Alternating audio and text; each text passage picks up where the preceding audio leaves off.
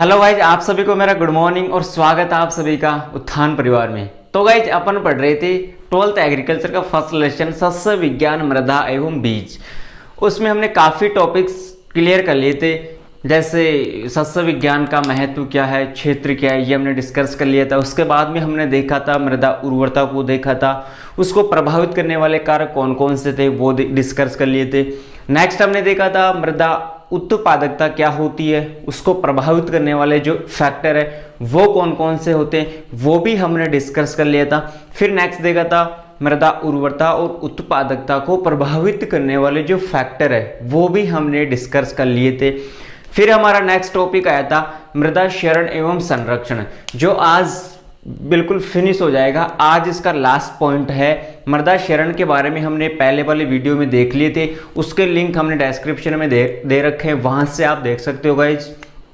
आज का हमारा टॉपिक होगा मृदा क्षरण एवं संरक्षण। क्षरण पढ़ लिया, आज संरक्षण पढ़ेंगे कि मृदा का जो कटाव होता है उसको बचाने के उपाय कौन कौन से, वो आज अपन इस सेशन में डिस्कस करेंगे। तो गाइज स्टार्ट करते हैं आज का सेशन।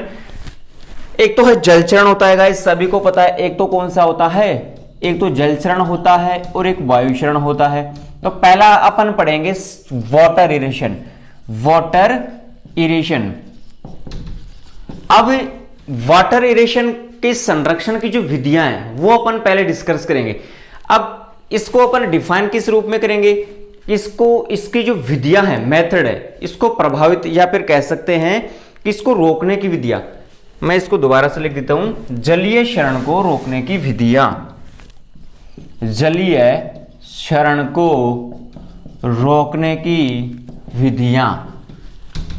जल चरण को रोकने की विधियां कौन कौन सी, या फिर इसको डिफाइन कैसे करेंगे। तो भूक्षरण एक तो क्या होता है गाइस, एक तो भूक्षरण को रोकने और जल संरक्षण। एक तो भूक्षरण होता है ना, मिट्टी का जो कटाव होता है उसका अपन क्या करते हैं, संरक्षण करते हैं। भूक्षरण, भू का मतलब भूमि, मतलब मृदा का जो कटाव होगा। भू मतलब भूमि, मतलब मृदा। क्षरण का मतलब कटाव और संरक्षण का मतलब बचाव। मिट्टी में जो कटाव होगा उसका क्या होता है, मिट्टी में क्या होता है कटाव, उसका क्या करेंगे अपन, बचाव करेंगे। वही चीज क्या है, भूक्षरण या जलीय क्षरण। ठीक है ना गाइस।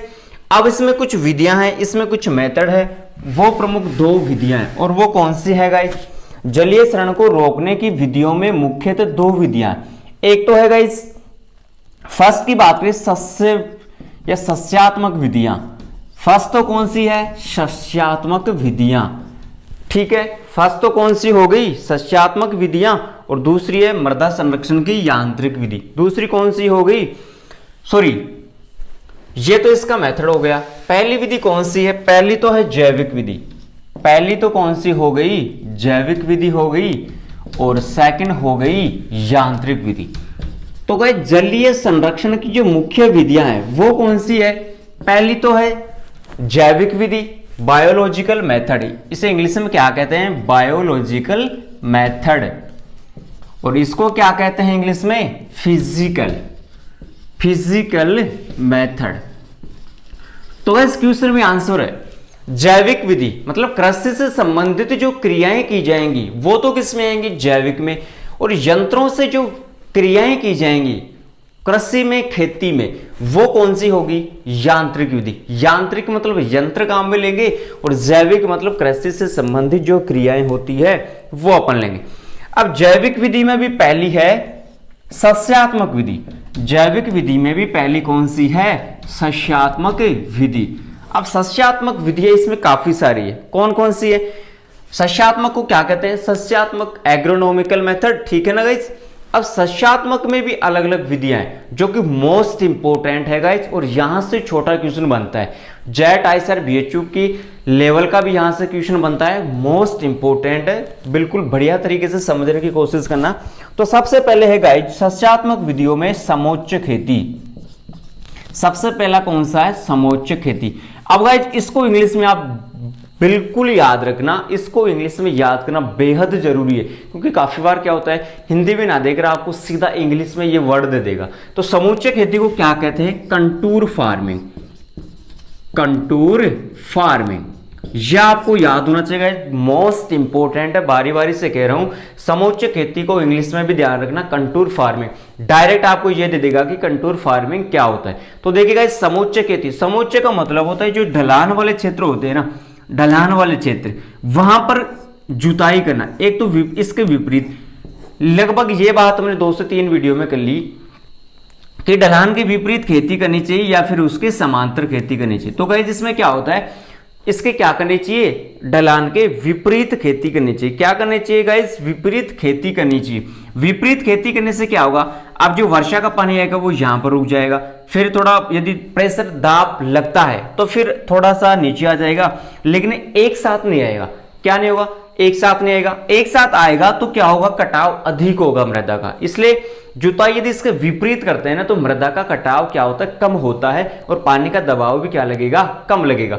तो ढलान वाले जो क्षेत्र है वहां पर जुताई इसके विपरीत करनी चाहिए। तो ये तो है गाइस पहला समोच्च खेती। दूसरा है मोस्ट इंपोर्टेंट, भू परिष्करण।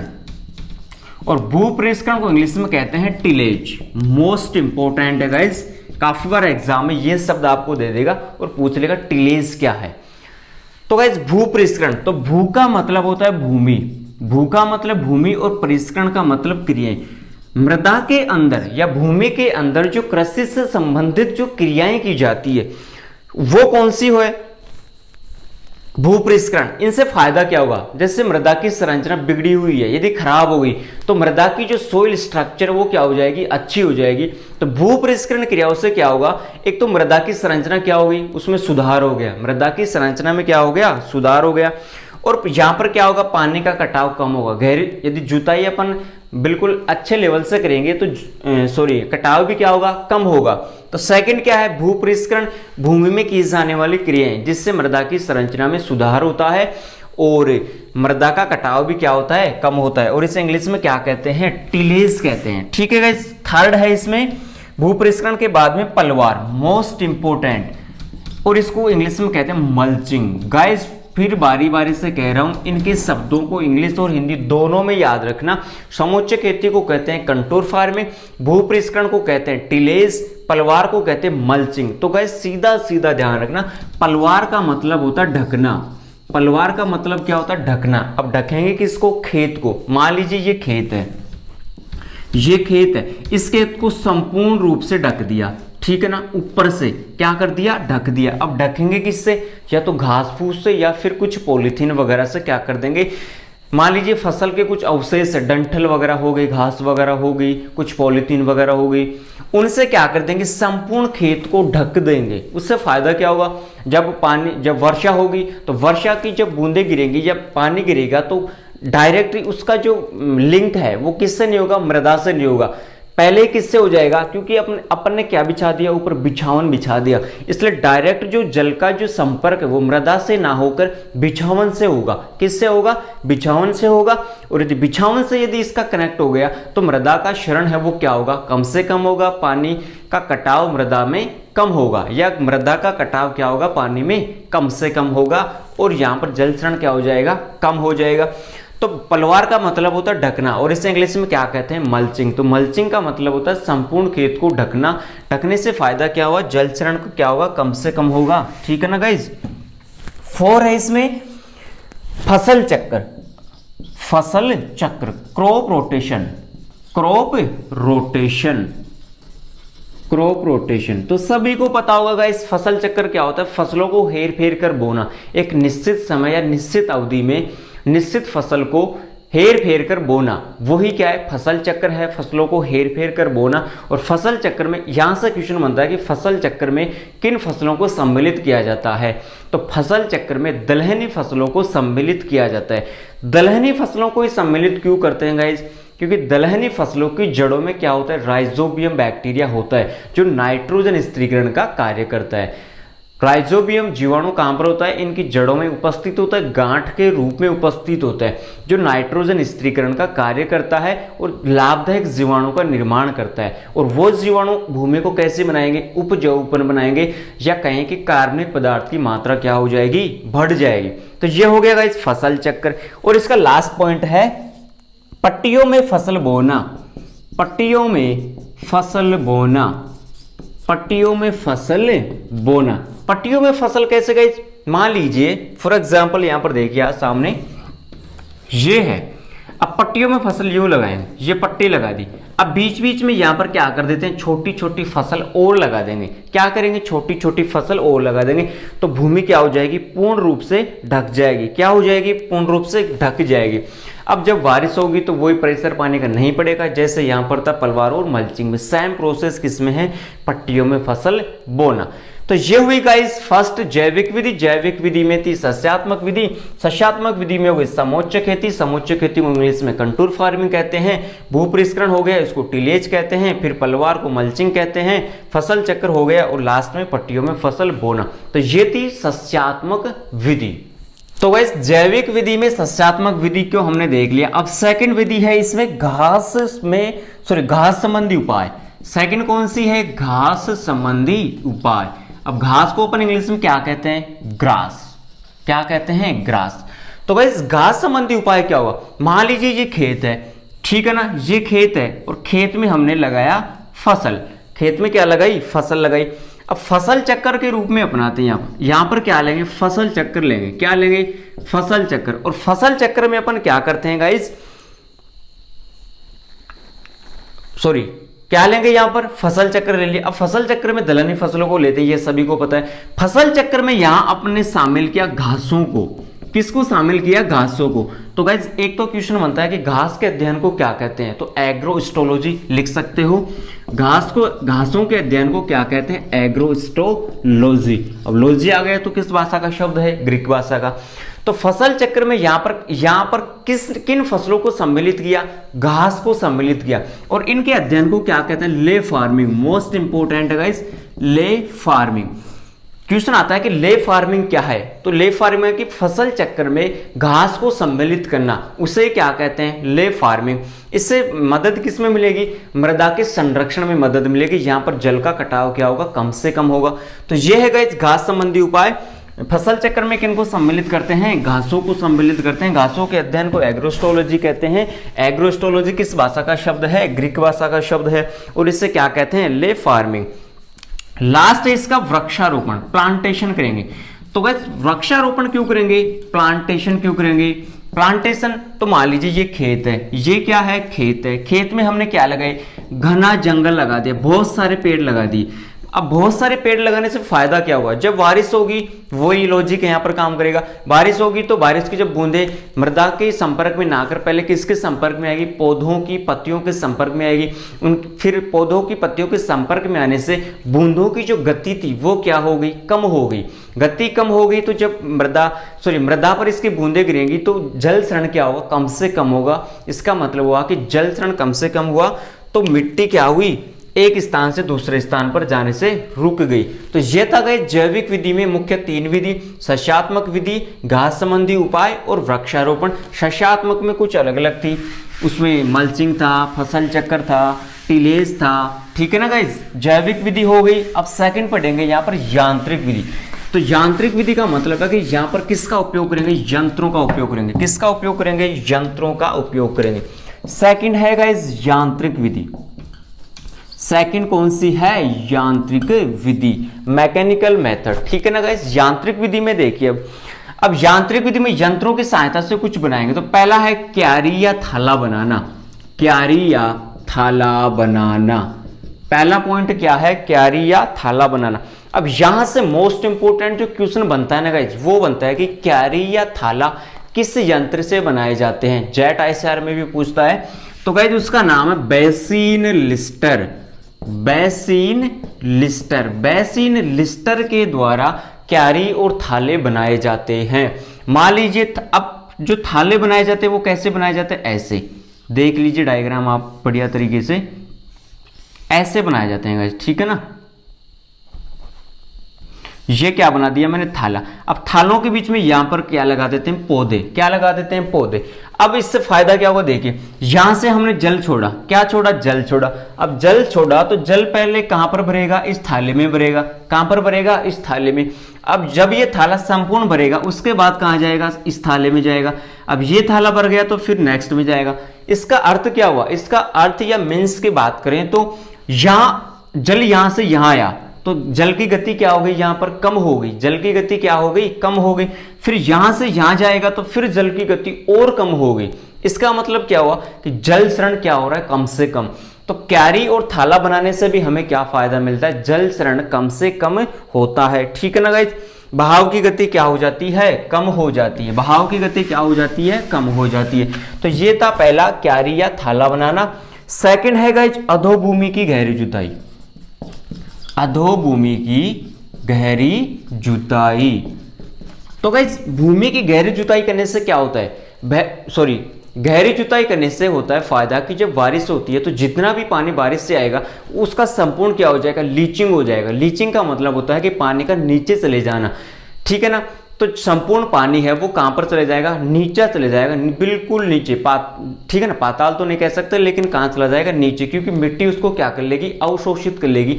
इसलिए खेत में क्या करनी चाहिए, गहरी जुताई करनी चाहिए, जिससे क्या होगा, जल क्षरण क्या होगा, कम से कम होगा। नेक्स्ट है गाइस कंटूर टेरेस बनाना। कंटूर टेरेस बनाना। टेरेस का मतलब होता है गाइस चबूतरा। टेरेस का मतलब क्या होता है, चबूतरा। तो खेत मान लीजिए या तो कोई ढलान वाला क्षेत्र है, ये क्या है, ये क्या है गाइस, ढलान वाला क्षेत्र है।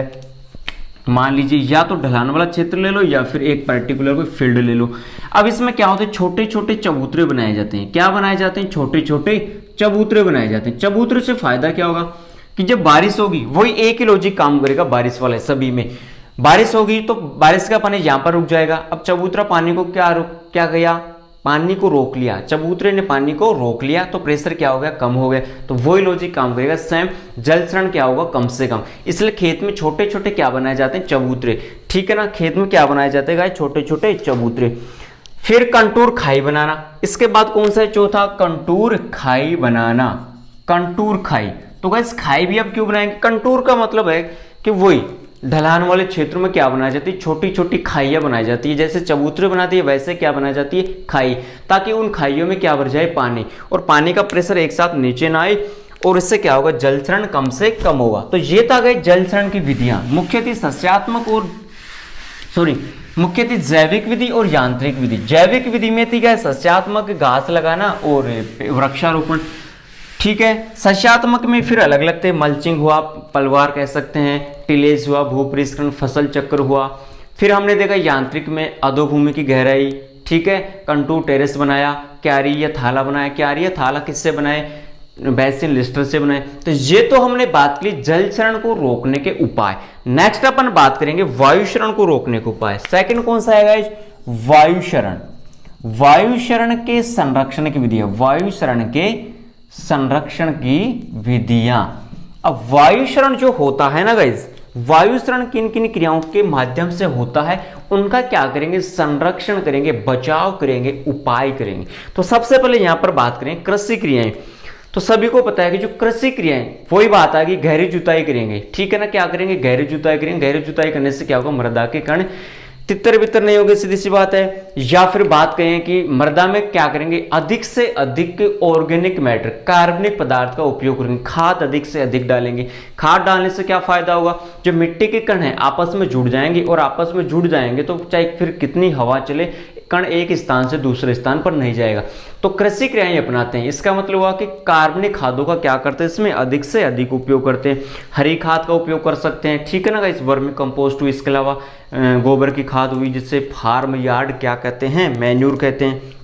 इसके अलावा अभी हमने बात की थी, पलवार का उपयोग कर सकते हैं, खेत को संपूर्ण ढक सकते हैं। जिससे क्या होगा, जब हवा चलेगी तो उसका क्या होगा, मिट्टी के कणों के संपर्क में हवा नहीं आएगी, और जब हवाई संपर्क में नहीं आएगी तो मिट्टी के कण एक स्थान से दूसरे स्थान पर नहीं जाएंगे। भूपरिष्करण अपना सकते हैं, गहरी जुताई कर सकते हैं, पलवार कर सकते हैं, टिलेज कर सकते हैं। इसके अलावा फसल चक्र अपना सकते हैं। फसल चक्र में दलहनी फसलों को अपनाएंगे। अब दलहनी फसलें क्या करती है, जड़ें उनकी क्या होती है, गांठ के रूप में होती है। गांठ के रूप में होने से क्या होगा गाइस, मिट्टी के जो कण है उनको एक जगह बांधे रखती है। ठीक है ना। सेकंड बात करें वायुरोधी पट्टियां। वायुरोधी पट्टियां कहां पर लगाएंगे, जहां से, जैसे बात करें राजस्थान में वायु किस दिशा में, या हवा जो चलती है ना आंधिया, वो किस दिशा में चलती है, तो पश्चिम, उत्तर पश्चिम दिशा में सबसे ज्यादा हवा चलती है। तो जो पेड़ लगाएंगे वो किस दिशा में लगाएंगे, पश्चिम, उत्तर पश्चिम दिशा में लगाएंगे, ठीक है ना। आंधिया सबसे ज्यादा कहां पर चलती है, गंगानगर जिले में चलती है। तो जो हवा वायुरोधी जो वृक्ष लगाएंगे वो किस दिशा में लगाएंगे, उत्तर पश्चिम दिशा में लगाएंगे। अब इसमें अलग अलग प्रकार के पेड़ हो सकते हैं, जैसे नीम हुआ, शीशम हुआ, जामुन हुआ, ठीक है ना गाइस, बबुल हुई, शीशम डलबर्जिया सिसु इसका बॉटनिकल नेम है। इसके बाद में बात करें कि जैसे मिट्टी के टीले होते हैं, रेगिस्तान है, राजस्थान क्या है, एक थार का रेगिस्तान है, इसमें रेतीली मिट्टी ज्यादा है। तो जहां पर रेत के टीले हैं वहां पर अधिक से अधिक क्या लगाएंगे, पेड़ लगाएंगे, उसको आच्छादित कर देंगे, घना कर देंगे, जिससे क्या होगा, मिट्टी का कटाव क्या होगा गाइस, कम से कम होगा, ठीक है। अब वृक्ष इसमें अलग अलग ले सकते हैं, जैसे भी हमने बात की खेजड़ी हुआ, खेजड़ी का नाम क्या है, प्रोसोपिस सिनेरेरिया। शीशम हुआ, शीशम का क्या है, डलबर्जिया सीसू। इसके अलावा खेजड़ी, अकेसिया नाइलोटिका, ठीक है गाइस। इसके अलावा झाड़ियाँ भी अपन यूज में कर सकते हैं, और घास भी है कुछ, जैसे सेवन घास हुई, अंजन घास हुई। तो गाइस ये है वायुरोधी वृक्ष, वायुरोधी या वायु संरक्षण की विधियां, ठीक है ना। कृषि क्रियाएं अपनाएंगे, पलवार हुई, मल्चिंग हुई, टिलेज, फसल चक्र अपनाएंगे, वायुरोधी वृक्ष लगाएंगे, घासें लगाएंगे, कुछ बड़े बड़े वृक्ष है वो उत्तर पश्चिम दिशा की ओर लगाते हैं बड़े वृक्ष, जिससे क्या होता है, जब आंधियां चलती है तो आंधी के साथ जो मिट्टी उठकर आती है वो नहीं आएगी। तो गाइस ये आज हमारा टॉपिक मृदा क्षरण और संरक्षण कंप्लीट हो गया। उम्मीद है आपको बढ़िया तरीके से समझ में आएगा। नेक्स्ट जो हमारा टॉपिक होगा, इस लेसन का लास्ट टॉपिक है सीड, बीज। बीज के बारे में आप संपूर्ण विस्तार से देखेंगे, जो जेट आईसीआर की तरफ से भी मोस्ट इंपोर्टेंट है, और 12th क्लास में भी यहां से छोटे और बड़े क्वेश्चन बनते हैं। तो गाइस उम्मीद है सभी को बढ़िया तरीके से समझ में आ गया होगा। Thank you.